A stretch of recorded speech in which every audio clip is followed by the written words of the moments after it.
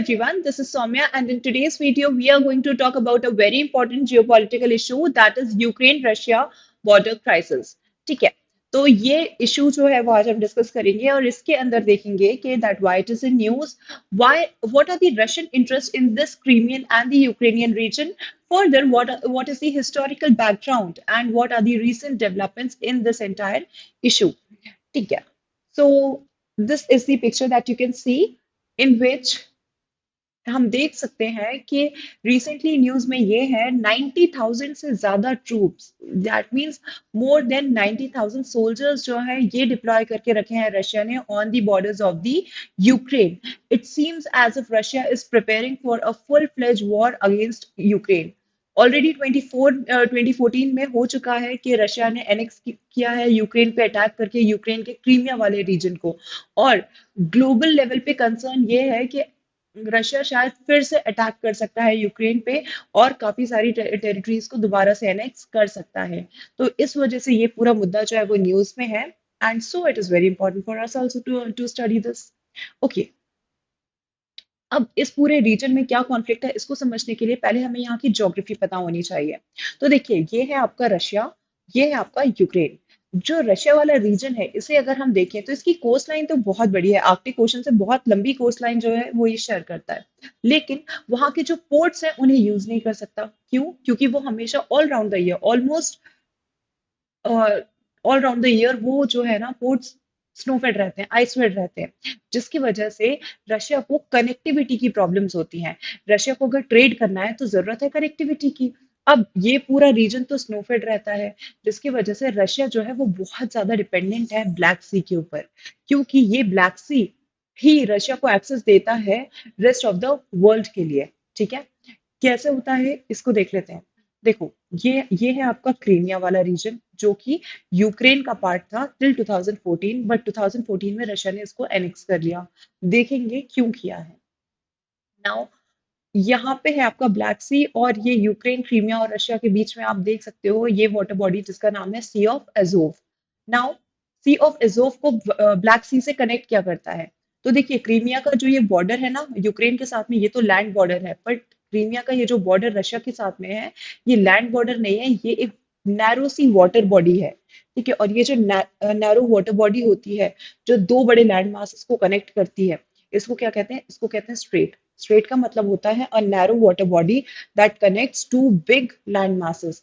तो यहाँ पे जैसे यूक्रेन का ये क्रीमिया और रशिया को कनेक्ट कर रही है, दो बड़े लैंड मासेस को कनेक्ट कर रहा है ना, तो इस रीजन को कहते हैं स्ट्रेट. ठीक है, तो यहाँ पे ये जो सी ऑफ एजोव है और ब्लैक सी को कनेक्ट करता है ये कर्च स्ट्रेट, इसको कहते हैं कर्च स्ट्रेट. ठीक है, so this is the Sea of Azov. अब रशिया क्या करता है, रशिया बहुत ज्यादा डिपेंडेंट है इस सी ऑफ एजोव पे क्योंकि ये सी ऑफ एजोव और फिर इस कर्च स्ट्रेट के थ्रू एक्सेस लेता है ब्लैक सी में. फर्दर ये ब्लैक सी जो है वो यहाँ पे कनेक्टेड है आपका मेडिटेरियन सी से, और फिर इस मेडिटेरियन सी से यहाँ पे कहीं एक्सेस मिलता है अटलांटिक ओशन में. That means this is the way how Russia is connected to the rest of the world. और इसके लिए बहुत जरूरी है कि ब्लैक सी का एक्सेस जो रशिया है उसको मिलते रहे. ठीक है, और ब्लैक सी में एक्सेस फ्रीली मिले रशिया को, इसके लिए जरूरी है कि कर्च स्ट्रेट जो है यहाँ पे रशिया का कंट्रोल बना रहे, इस कर्च स्ट्रेट में रशिया का कंट्रोल बना रहे. और यही एक रीजन था कि रशिया ने क्रीमिया को एनेक्स किया, क्योंकि जब तक क्रीमिया यूक्रेन का पार्ट था तो यूक्रेन का काफी ज्यादा इन्फ्लुएंस रहता था इस कर्च स्ट्रेट पे. ठीक है, और रशिया बहुत ज्यादा डिपेंडेंट है अपनी ट्रेड के लिए इस पूरे रीजन पे. सो Russia wanted complete control of this region to have the access in the Black Sea, and that was the reason that why Russia. This was one of the reason that why Russia this annexed Crimea wala region. Okay, so these are some of the important physical features we can say that you need to understand. That is the Kerch Strait, Black Sea, and the Sea of Azov. इसकी location आपको पता होना चाहिए. Okay. Second क्या problem है? Second है आपका ethno linguistic map of Ukraine. You can see here. देखिए, यहाँ जो ये जो यूक्रेन की पूरी प्रॉब्लम है ना, ये एथनो लिंग्विस्टिक नेचर की है. एथनो लिंग्विस्टिक नेचर मतलब क्या होता है कि यहाँ पे ये बहुत बड़ा एक बॉर्डर जो है ईस्टर्न साइड में ये शेयर करता है यूक्रेन रशिया के साथ में। और यहाँ पे जो रहने वाली पॉपुलेशन है वो मेजॉरिटी पॉपुलेशन खुद को एथनिकली रशियन कहती है। ठीक है, दे आर कल्चरल, रशिया के कल्चर से ज्यादा इन्फ्लुएंस है। रशिया की लैंग्वेज बोलते हैं यहाँ के लोग, ठीक है, रशियन लैंग्वेज बोलते हैं।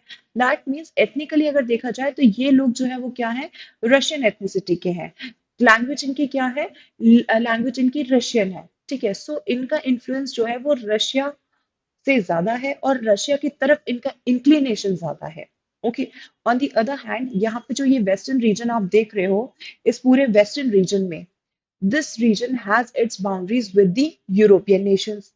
ठीक है, इसलिए इस एरिया में रहने वाली पॉपुलेशन जो है वो यूरोपियन कल्चर से ज्यादा इन्फ्लुएंस्ड है। ठीक है, so they have their inclination more towards the Europe. ठीक है, ये अपने आप को प्रॉपर यूक्रेनियन कहते हैं। और इनका इंक्लिनेशन अगर हम देखें कल्चरली किसकी तरफ है, तो वो यूरोप की तरफ है। ओके, इस वजह से ये जो पूरा यूक्रेन है ना, एथनो लिंग्विस्टिक बेसिस पे दो पार्ट्स में डिवाइड हो जाता है, that is the east and the west. Eastern region में population is more inclined towards Russia, और we can say it is pro Russia. On the other hand the western region में जो population है it is more inclined towards the Europe and like more inclined towards the European Union. Okay, so this is the ethno-linguistic nature of this conflict. अब बात कर लेते हैं इसके historical background की। तो हिस्टोरिकल बैकग्राउंड कुछ ऐसा है कि जो ये यूक्रेन है ना, ये तो लगभग 400 इयर्स तक रशिया के कंट्रोल में रहा है। आप सबको पता है एंशियंट टाइम में क्या होता था, जो भी किंगडम्स होते थे, जो बड़े बड़े एम्पायर्स होते थे, वो खुद को एक्सपैंड करना चाहते थे। और इसी एक्सपेंशनिस्ट पॉलिसी के तहत रशिया ने यूक्रेन का कंट्रोल लिया था और यूक्रेन को रूल किया फॉर मोर देन 400 ईयर्स। ठीक है, ये भी एक बहुत बड़ा रीजन है कि रशिया का इन्फ्लुएंस जो है वो यूक्रेन में बहुत ज्यादा है। ऑन दी अदर हैंड जो क्रीमिया है, ये क्रीमिया आप देख रहे हो ना, ये क्रीमिया हमेशा से रशिया का पार्ट नहीं रहा। ये हुआ करता था ऑटोमन एम्पायर का पार्ट, ये हुआ करता था आपके ऑटोमन एम्पायर का पार्ट। बट 1973 में, क्योंकि ये दो बड़े एम्पायर्स थे, एक ऑटोमन एम्पायर और एक आपका रशियन एम्पायर, इन दोनों के बीच में हमेशा कॉन्फ्लिक्ट होती थी, हमेशा टसल होती थी अपने एम्पायर को एक्सपैंड करने के लिए, अपनी टेरिटरीज को एक्सपैंड करने के लिए। और काफी सारी वॉर्स इनके बीच में होती थी। और ऐसी ही एक वॉर में रशिया ने ये जो क्रीमिया है ना, ये ऑटोमन एम्पायर से छीन के रशियन एम्पायर का पार्ट बना लिया। तो 1973 से अगर हम देखें तो यहाँ पे ये जो क्रीमिया वाला रीजन है वो ऑटोमन एम्पायर से अलग हो गया और अब ये रशिया का पार्ट बन गया था, रशियन एम्पायर का पार्ट बन गया था। धीरे धीरे टाइम आगे बढ़ता है और रशियन एम्पायर का फॉल होता है, वहां पे रशियन रेवोल्यूशन होता है और इसके बाद में फॉर्म होता है आपका USSR, that is union of socialist Soviet socialist Republic. ठीक है, यूएसएसआर फॉर्म हो जाता है। अब यूएसएसआर में टोटल 15 कंट्रीज जो आप यहाँ पे देख सकते हो, Lithuania, Estonia, Latvia, Russia, Belarus, Moldova, Ukraine, Georgia, Armenia, Azerbaijan, Kazakhstan, Uzbekistan, Turkmenistan, Kyrgyzstan, Tajikistan, ये सारे कंट्रीज जो हैं, ये 15 कंट्रीज जो हैं, ये यूरोपियन यूनियन का पार्ट थे। बट धीरे धीरे ये यूरोपियन यूनियन जो है ये भी डिसइंटीग्रेट होता है एंड फाइनली 1991 का टाइम आता है। फाइनली 1991 का टाइम आता है जब पूरा यूएसएसआर जो है वो डिसइंटीग्रेट हो गया था, यानी कि पूरे ये 15 कंट्रीज जो है वो अलग हो चुके थे। ओके, और इसी तरीके से यूक्रेन को भी इंडिपेंडेंस मिल जाती है आपकी यूएसएसआर से, या फिर हम कह सकते हैं रशिया से। अब यूक्रेन को जब रशिया से अलग किया गया तो यूक्रेन का ही पार्ट बनाया गया था क्रीमिया को। ठीक है, लेकिन क्रीमिया में लोकेटेड है एक बहुत ही इंपॉर्टेंट पोर्ट जिसे कहते हैं सिवास्तोपोल, जिसे कहते हैं सिवास्तोपोल। और ये जो सिवास्तोपोल पोर्ट है ये रशिया ने रेंट पे ले लिया था, ये रशिया ने रेंट पे ले लिया था। अब देखते हैं ये रशिया ने रेंट पे क्यों लिया था। देखो, यहाँ पे आप मैप पे देख सकते हो, क्रीमिया में यहाँ लोकेटेड है सिवास्तोपोल, यहाँ पे नेवी फ्लीट है रशिया का, नेवल बेस है रशिया का। ठीक है, और ये नेवल बेस रशिया के लिए बहुत ज्यादा इंपॉर्टेंट है। क्यों? क्योंकि नेटो को कन्फ्रंट करने के लिए ये एक बहुत ही स्ट्रैटेजिकली इंपॉर्टेंट लोकेशन है। इनफैक्ट ट्रेड के लिए भी ये पोर्ट जो है वो यूज किया जाता है। It is the warm port of Russia, जहाँ पे नेवल एक्सेस है, नेवी को एक्सेस है और कनेक्टिविटी है रेस्ट ऑफ द वर्ल्ड से। And so the Sevastopol was very important. तो 1991 के बाद जब यूक्रेन को अलग किया गया और क्रीमिया यूक्रेन का ही पार्ट था उस समय पे, ये सेवास्तोपोल वाला जो पोर्ट है ना, ये रशिया ने अपने कंट्रोल में ले लिया। अच्छा, 1991 में जब क्रीमिया अलग हुआ तो एक और बहुत इंपॉर्टेंट चीज ये हुई थी कि क्रीमिया के लोग जो है ना, ये बहुत ज्यादा कनेक्ट नहीं कर पाते थे खुद को यूक्रेन से, और इसीलिए क्रीमिया में एक ऑटोनॉमस रीजन बनाया गया। क्रीमिया ऑल्दो यूक्रेन का पार्ट था, बट ये रहा हमेशा एक ऑटोनॉमस रीजन। जैसे कि हमारे यहाँ जम्मू एंड कश्मीर है, शुरू में हमने देखा था ना कि था वो इंडिया का ही पार्ट, फॉरेन अफेयर्स और सारी इंपॉर्टेंट चीजें जो है वो इंडिया ही कंट्रोल करता था, बट सर्टेन एक्सटेंट तक वहां के लोगों को ऑटोनॉमी दी गई थी। तो वैसे ही कुछ यहाँ पे हुआ था कि यूक्रेन का ही पार्ट था क्रीमिया 1991 के बाद, लेकिन ये पूरा रीजन जो है ना, ये अपने आप को बहुत अच्छे से रिलेट नहीं कर पाता था, कनेक्ट नहीं कर पाता था यूक्रेन से, और इस वजह से इस रीजन को सेपरेट ऑटोनॉमी दी गई थी। That means after 1991 Crimea was although the part of Ukraine, but it was an autonomous region. तो ये दो पॉइंट्स जो है वो बहुत इंपॉर्टेंट है। 1991 के बाद में ये जो सिवास्तोपोल है, ये रशिया का ही नेवल फ्लीट बेस रहा, ठीक है। और ये जो क्रीमिया वाला बाकी का रीजन है, ये एक ऑटोनॉमस रीजन बना यूक्रेन के अंडर ही। अब कहानी को थोड़ा आगे बढ़ाते हैं, चीजें इस तरीके से आगे चलती हैं और 2010 का टाइम आता है। ठीक है, so now let us talk about the political inclination. लोगों का इंक्लिनेशन तो हमने देख लिया, अब बात करते हैं पॉलिटिकल इंक्लिनेशन की। सो पॉलिटिकल इंक्लिनेशन कुछ ऐसा था कि 2010 में डेमोक्रेटिकली इलेक्टेड एक प्रेसिडेंट आते हैं यूक्रेन में, जिनका नाम था विक्टर यानुकोविच। ठीक है, विक्टर यानुकोविच, इन्हें आप यहाँ पे देख सकते हो। लेकिन इनकी प्रेसिडेंटशिप में यूक्रेन में बहुत ज्यादा इकोनॉमिक क्राइसिस आ जाते हैं, और जब इकोनॉमिक क्राइसिस आते हैं किसी कंट्री में, तो उन्हें जरूरत पड़ती है बेल आउट पैकेज की। ठीक है, बेल आउट पैकेज की जरूरत पड़ती है। अब ये जो बेल आउट पैकेज है, मतलब कुछ अमाउंट की जरूरत पड़ती है, जिसको बेल आउट पैकेज कहा जाता है। ठीक है, अब यहाँ पे बेल आउट पैकेज लेने के लिए, क्योंकि इकोनॉमिक क्राइसिस चल रहे थे यूक्रेन में, अब यूक्रेन को जरूरत थी बहुत सारे पैसे की, और ऐसे केस में यहाँ पे लोग एक्सपेक्ट कर रहे थे कि यहाँ ये लोग यूरोपियन यूनियन से हेल्प मांगेंगे। ठीक है, ये लोग यूरोपियन यूनियन से हेल्प मांगेंगे, but suddenly people were shocked to see कि ये जो विक्टर यूनुकोविच हैं, ये हाथ मिला लेते हैं रशिया से। दैट मीन्स लास्ट मोमेंट पे ये यूरोपियन यूनियन से बेल आउट पैकेज लेने की जगह प्रेफर करते हैं डील करना with Russia. Multi billion dollar का बेल आउट पैकेज लिया जाता है रशिया से, बट लोग इससे खुश नहीं थे, क्योंकि उन्हें अब समझ में आ गया था कि पॉलिटिकल इंक्लिनेशन जो है गवर्नमेंट का, वो किसके तरफ है, वो रशिया की तरफ है। और पूरे वेस्टर्न यूक्रेन में जो लोग यूरोपियन यूनियन से ज्यादा कनेक्टेड फील करते थे, पूरे वेस्ट में प्रोटेस्ट होने लग जाते हैं। और ये एक जगह है जिसको कहते हैं मैदान। तो यहाँ पे जो प्रोटेस्ट हुए, इसको कहा गया यूरो मैदन मेडन प्रोटेस्ट। ठीक है, आप देख सकते हो कितने लोग यहाँ पे इकट्ठा हुए थे, और ये प्रोटेस्ट जो है यहाँ पे हो रहे थे। ये थे आपके Euro Maidan Maidan protest of the year 2013। ठीक है, 2013 में क्या हुआ, इकोनॉमिक क्राइसिस हुए, जिसके चलते बेल आउट पैकेज लेने के लिए जो यहाँ के प्रेसिडेंट थे विक्टर यूरोकोविच, वो यूरोपियन यूनियन की जगह सडनली चले गए रशिया के पास में, और जिससे लोग जो है वेस्ट में बहुत ज्यादा नाराज हो गए, क्योंकि वो हमेशा से यूरोप की तरफ इंक्लाइंड रहना चाहते थे, और यहाँ पे वो खुश नहीं थे कि उनकी गवर्नमेंट जो है वो प्रो रशिया होती जा रही है।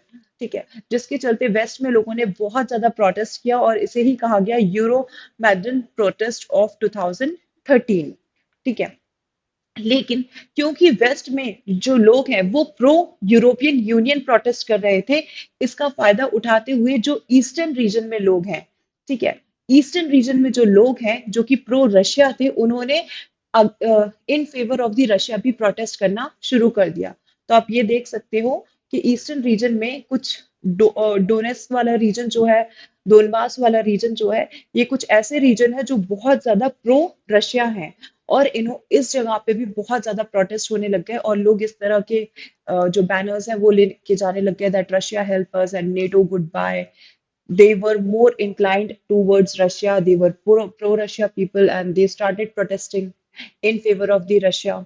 ठीक है, तो इस तरीके से दो तरह के प्रोटेस्ट चल रहे थे, एक चल रहा था यूरोमेडन प्रोटेस्ट और वेस्ट में, और एक चल रहा था आपका pro Russian protest in the eastern region, और इस तरीके की इंस्टेबिलिटी जो है वो पूरे रीजन में हो गई थी। और इसी मौके का फायदा उठा के रशिया ने एनेक्स कर लिया क्रीमिया को। Russia annexed Crimea. ओके, और किस तरीके से किया, ये था तो पूरा ऑटोनॉमस रीजन। रशिया ने मास्ड सोल्जर्स जो है वो यहाँ पे भेजे, और सारी इंपॉर्टेंट बिल्डिंग्स जो हैं, जितनी स्ट्रैटेजिकली इंपॉर्टेंट लोकेशंस हैं, एयरपोर्ट्स हैं, गवर्नमेंट बिल्डिंग्स हैं, उन सब पे कंट्रोल ले लिया। ठीक है, amid of all these protest in the entire Ukraine, यहाँ पे रशिया ने धीरे से सारे के सारे इंपॉर्टेंट स्ट्रैटेजिक लोकेशंस जो है उनके ऊपर कंट्रोल ले लिया। And finally Russia annexed Crimea. So this is how the Crimea was annexed bye Russia. Further अगर हम बात करें तो यहाँ पे एक रेफरेंडम भी करवाया गया। रशिया ने ये नहीं कहा कि रशिया ने इस रीजन को एनेक्स किया है, ओपनली ये कहा गया कि क्रीमिया रशिया का पार्ट बनना चाहता है। और ये किस बेस पे कहा रशिया ने, ये कहा एक रेफरेंडम करवा के, यहाँ की जो ऑटोनॉमस गवर्नमेंट थी उस उन्होंने यहाँ पे एक रेफरेंडम करवाया, जिसमें यहाँ के लोगों ने 96.8% लोगों ने, क्रीमिया के जो लोग हैं, उन्होंने रशियन फेवर को ज्वाइन करने के फेवर में वोट दिया। ओके, सो ये जो रेफरेंडम है, काफी इसका प्रोटेस्ट भी हुआ कि like these are the fake results and fabricated results, and gun point पे ये रेफरेंडम करवाया गया है, इस तरह का की काफी सारी एलिगेशंस लगे, बट आफ्टर ऑल ये थे रिजल्ट्स जिसके तहत रशिया ने अपने एनेक्सेशन को जस्टिफाई किया, अपने क्रीमियन एनेक्सेशन को जस्टिफाई किया। And since 2014 this is how the this Crimea became part of Russia। आप देख रहे हो, फरवरी में ये प्रोटेस्ट होते हैं, फरवरी 2014 में ये प्रोटेस्ट हो रहे थे। मिड मार्च में रशिया ने अटैक कर दिया क्रीमिया के ऊपर।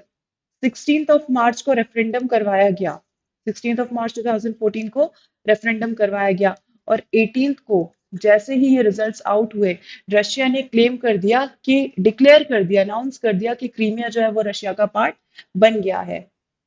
लेकिन इस एनेक्सेशन की बहुत बड़ी प्राइस जो है वो रशिया को देनी पड़ी। So now let us talk about, this was all about the annexation of the Crimea, now let us talk about the implications that Russia faced for the annexation of Crimea। सो यहाँ पे आप देख सकते हो पूरी दुनिया में लोगों ने, यूरोप में अमेरिका ने सैंक्शंस लगाने शुरू कर दिए, इकोनॉमिक सैंक्शंस लगाने शुरू कर दिए, यहाँ के लीडर्स के ऊपर सैंक्शंस लगाने शुरू कर दिए। रशियन लीडर्स को कई सारे यूरोपियन कंट्रीज और अमेरिकन कंट्रीज में आने जाने का एक्सेस नहीं दिया जाता था, इकोनॉमिक सैंक्शंस लगाए जाते थे, आप ये देख सकते हो यहाँ पे। ठीक है, so these are basically over the years, आज तक रशिया जो है वो 2014 के उस एनेक्सेशन का प्राइस पे करता है। और यहाँ पे रशिया के ऊपर जो क्यूमुलेटिव हम कह सकते हैं सैंक्शंस हैं, इकोनॉमिक सैंक्शंस है, वो हमेशा बढ़ाए ही जा रहे हैं। यहाँ पे एक और आप देख सकते हो ब्लूमबर्ग्स का रिपोर्ट, इट सेज दैट किस तरीके से रशिया का ट्रेड जो है वो इफेक्ट हुआ है इन कंट्रीज ने, यूरोप, काफी सारी यूरोपियन कंट्रीज ने और अमेरिकन कंट्रीज ने रशिया के साथ में ट्रेड बंद कर दिया, नेचुरल गैस और ऑयल जो है इसका इंपोर्ट जो है वो बंद कर दिया, और इसकी वजह से रशिया की इकोनॉमी जो है वो स्क्वीज हो गई, वो श्रिंक हो गई 10% से। Okay, on the other hand एक और इम्प्लीकेशन ये था कि G8, ठीक है, सबसे इंपॉर्टेंट, सबसे पावरफुल कंट्रीज का जो ग्रुप था, इसने एक्सपेल कर दिया रशिया को, it expelled Russia. Okay, So this G8 group, it expelled Russia, it removed Russia from the G8, और इसी वजह से आप सुनते हो कि ये G8 आज सिर्फ G7 ग्रुप के नाम से जाना जाता है। 2014 तक तो रशिया भी इसका पार्ट था, बट 2014 में जैसे ही रशिया ने एनेक्स किया क्रीमिया वाले रीजन को, तो G8 के लीडर्स ने रशिया को एक्सपेल कर दिया अपने ग्रुप से। ओके, सो ये G8 इसी तरीके से G7 बन गया था in the year 2014। So these were some of the implications: economic sanctions, sanctions on the leaders of Russia, and the removal from the G8. These were some of the sanctions that were imposed on Russia for the annexation of Crimea. And still, आज भी काफी सारी countries जो है वो Russia को इसका price पे करवा रही हैं थ्रू दी सैंक्शंस और द रिड्यूस ट्रेड और इन सम और द अदर वे। ओके, सो क्या इस पूरी प्रॉब्लम को सॉर्ट आउट करने के लिए या फिर इस पूरे रीजन में पीस स्टैब्लिश करने के लिए ग्लोबल लेवल पे कोई इनिशिएटिव्स लिए गए हैं? क्योंकि जैसे ही क्रीमिया का एनेक्सेशन हुआ था, यहाँ पे जो प्रो रशिया सेपरेटिस्ट थे ईस्टर्न रीजन में, डोनेट्स्क और डोनबास वाले रीजन में, ये लोग भी बनना चाह रहे थे रशिया का पार्ट, और इन्होंने भी प्रोटेस्ट करना शुरू कर दिया था, जिसके चलते मैसिव प्रोटेस्ट हुए, massive protest in the eastern region, eastern region by pro-Russian separatist, pro-Russian separatist। कहा जाता है कि रशियन आर्मी जो है वो भी इन सेपरेटिस्ट को बहुत ज्यादा सपोर्ट करती है, आर्म्स एंड एम्यूनिशंस प्रोवाइड करके, फंडिंग प्रोवाइड करके।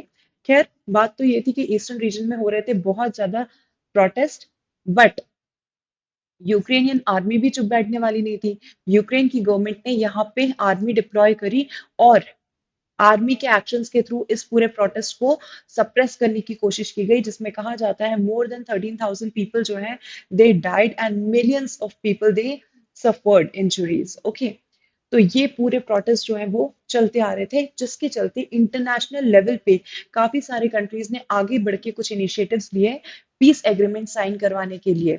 और इसी तरीके से मिन्स्क मिन्स्क वन साइन हुआ 2014 में, और मिन्स्क टू जो है वो साइन हुआ 2015 में। अब ये मिन्स्क क्या है? बेलारूस की कैपिटल है मिन्स्क, जहां पे यूक्रेन सेपरेटिस्ट के जो लीडर्स हैं इस पूरे रीजन में, इसके अलावा जो रशिया है और the intermediators, that is the France and all these countries, they came to Germany, they came together, और फ्रांस और जर्मनी की मीडिएशन से इन सेपरेटिस्ट यूक्रेनियन गवर्नमेंट और रशियन गवर्नमेंट के बीच में एक पीस एग्रीमेंट जो है वो साइन करवाया गया, जिसको कहा गया Minsk one.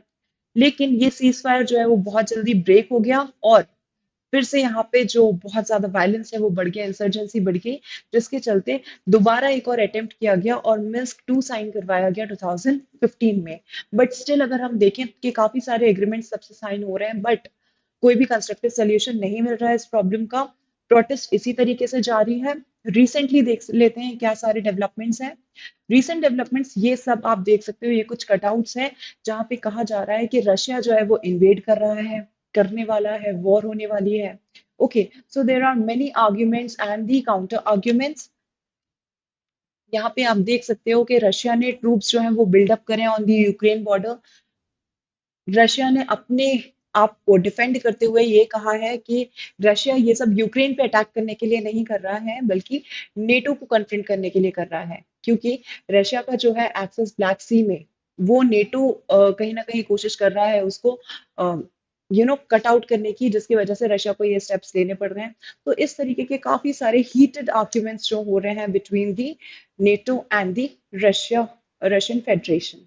Okay, apart from that troops building जो है वो कंसिस्टेंटली लाइक तैयार है, विदाउट एनी एक्सरसाइज और without any special seasonal operation.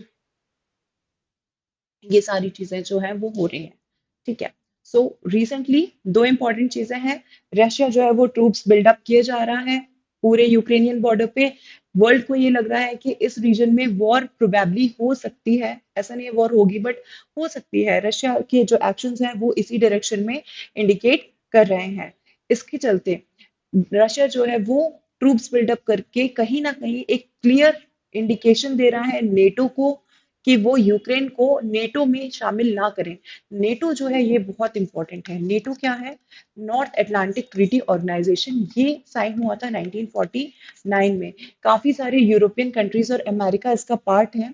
और नेटो के जो भी मेंबर्स हैं, ये कलेक्टिव एक मिलिट्री ग्रुप है जो ये कहता है कि अगर किसी एक भी मेंबर कंट्री के ऊपर अटैक करता है कोई भी देश, तो पूरे नेटो मेंबर्स कलेक्टिवली उसको रिस्पॉन्स करेंगे। ठीक है। अब नेटो जो है वो बहुत ज्यादा पावरफुल है क्योंकि यूएसए भी इसका पार्ट है।